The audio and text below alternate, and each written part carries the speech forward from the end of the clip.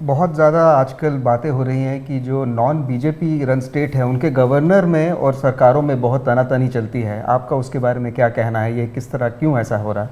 हाँ, मैं पहले गवर्नर के पहले एक बात बताना चाहता हूँ। मैं जरा इनको पूछना चाहता हूँ, 5-6 दशक से जो सरकारें चलाने का जिनको अनुभव है,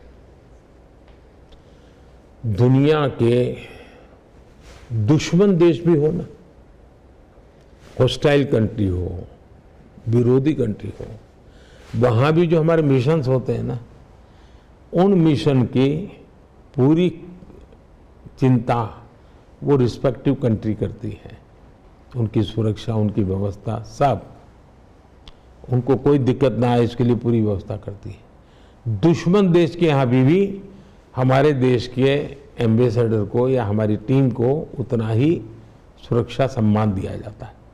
ये तो मेरा देश है, मेरे राज्य है और संविधान द्वारा निर्मित गवर्नर की पोस्ट है।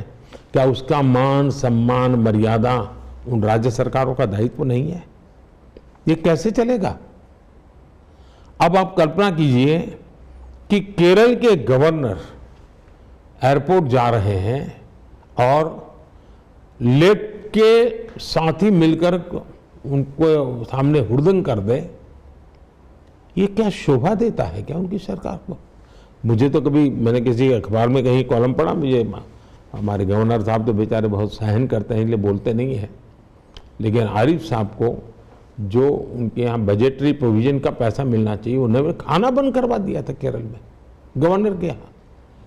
अब आप कल उठ करके इतने गुस्से में आ जाएंगे पॉलिटिकल का, उनकी लाइट बिजली सब बंद कर दो, क्या होगा? मुझे याद है महाराष्ट्र में एक बार गवर्नर को ट्रैवल करना था, उनको हेलीकॉप्टर नहीं दिया, विमान नहीं दिया, पहले से तय कार्यक्रम था, लास्ट मोमेंट कैंसिल कर दिया। यानी आप इस प्रकार से, अब मुझे बताइए, गवर्नर का घर तमिलनाडु में, उनके राजभवन के बाहर बम फूटे, पेट्रोल बम फेंका जाए, क्या राज्य सरकार ये शोभा देता है क्या? और संविधान पदों की जो सैंक्टिटी होती है वो बनाए रखनी चाहिए। मैं तो राज्य में रहा हूं जी, मेरे ऊपर सारे कांग्रेस के गवर्नर थे, मुझे कभी प्रॉब्लम नहीं आता था। मैं उनका मान सम्मान रखता तो वो मेरा मान सम्मान रखते थे, और ये सालों से चलता आया है। अब आज सहन नहीं कर पाते हैं जी।